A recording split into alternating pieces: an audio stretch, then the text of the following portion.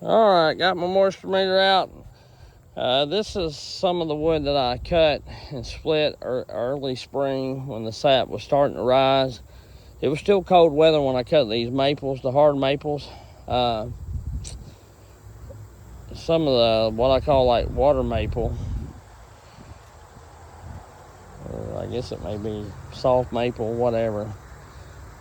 Red maple, I don't have no idea, but it's not hard maple. It's a yard, what you see growing in a lot of yards around here. I'm not real sure on the different species of maple except hard maple, just due to the fact because that's what I take to the mill and that's what they pay me for. So, but anyway, that's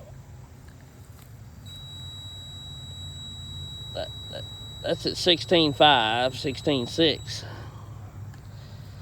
and that was kind of in the bottom of the pile. You know, we've been having some pretty heavy dews, so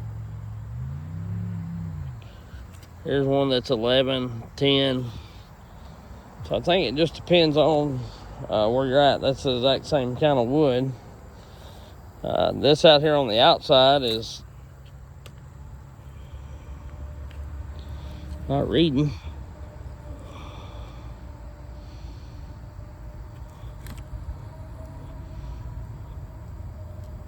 Oh, it's showing very low on the deal. It's not picking up any moisture, which I know it's got a little, surely. Yeah, on the end it does. Okay, it's 6.2. So then you go to a couple pieces. I picked a piece up earlier and checked it, and it was around 17. So it's all going to vary some. Yeah, that one's 16. It's low. But you come over here to what I just split, and of course the humidity in Kentucky, I think, plays a big factor in it. But some of this hickory that I just split is at 21. And I'd split it today or yesterday, so it's been out a day. That's at 24, so that's a little much. Here's some red oak that I split. That may be hickory. I know that's red oak. It's at 20 something. So, you know, the whole waiting 2 years for oak and everything to dry. Let's check some of this oak that I cut. Oh golly, I don't even know where this come from. I think it was brought to me by the tree guy that brings stuff. It was cut midsummer. And let's see, some of these pieces got knocked around with my tractor. This has been on the lower part of the pile around the grass. It's at 19. It's at 16. Like this piece been sitting out in the direct sunlight for the longest is at 6.5.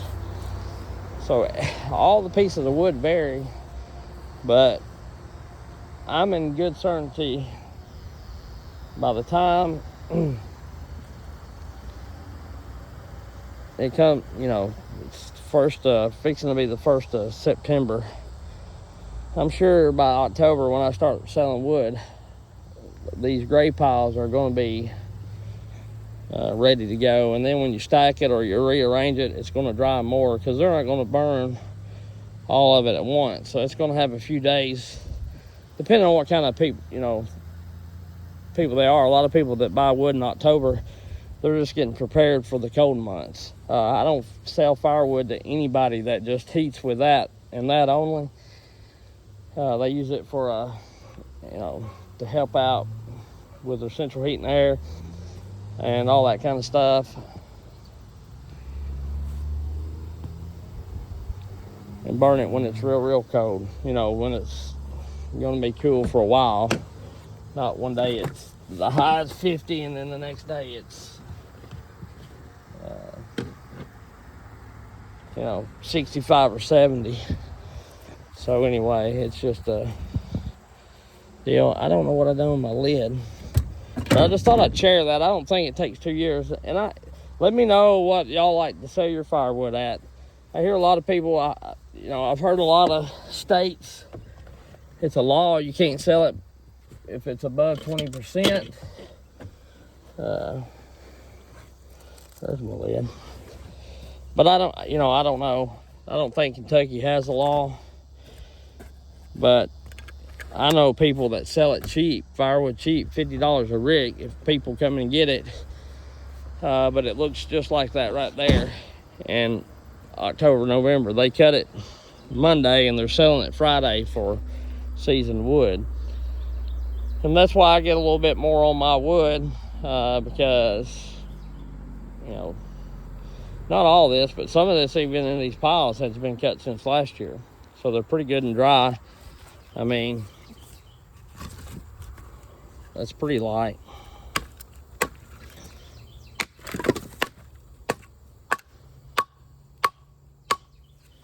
You get a pretty hard, pretty dry sound when you tap it. When you give her a little tap, tap, tappy. But anyway, I've been up here, took off work this week, so I've been up here cleaning up, splitting wood. I've got piles of wood everywhere. And the way I do it, because I don't ever know what I'm going to haul it on. Don't know whether I'm hauling it on a trailer, in the bed of my pickup truck, on that gooseneck. It just depends on where I'm going, how much wood they get, and what kind of room they have to get in. So the way I do it is that's my junk wood. I'm thinking about selling that, leaving it just like it is. And I got a couple of people that don't care what they burn. They're tight on money a lot of the times. And I think that they would take that and get it out of me. I'm not going to charge $100 a rick. I'll probably charge like $50 or $75 a big truck bed load delivered, But anyway, it's just knotty stuff or stuff I've cookie cut on, hollow stuff. Some of it's pretty decent still. Or to split it, or it may be a little shorter than what I want to sell or whatever when it got cut. But anyway, I do cord piles. There's 1, 2, 3 of them. And then I do 1 rick piles. I've got 22 face cord here all together, and I still got a lot to go. It's nowhere near what I had last year, but I've got some wood that's been down. I cut back in the spring. I got a lot of wood to go get in 2 or 3 different spots that's been cut and down since, one was down since last year. One was down back in the winter, or early winter, January, February. Had some storms come through.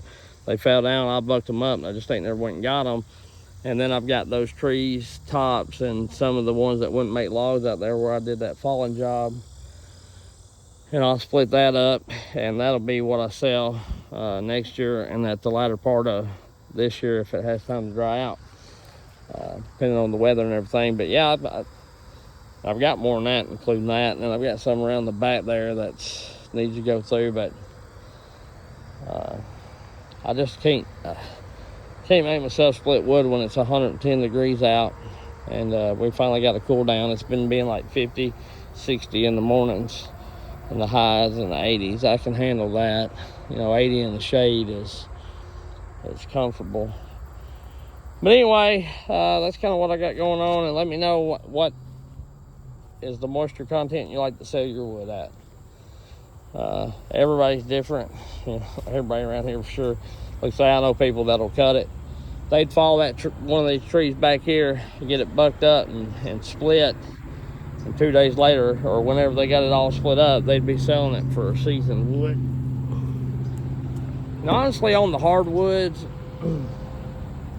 which don't get me wrong, I know sap's bad on creosote, but it's not like Doug fir, pine,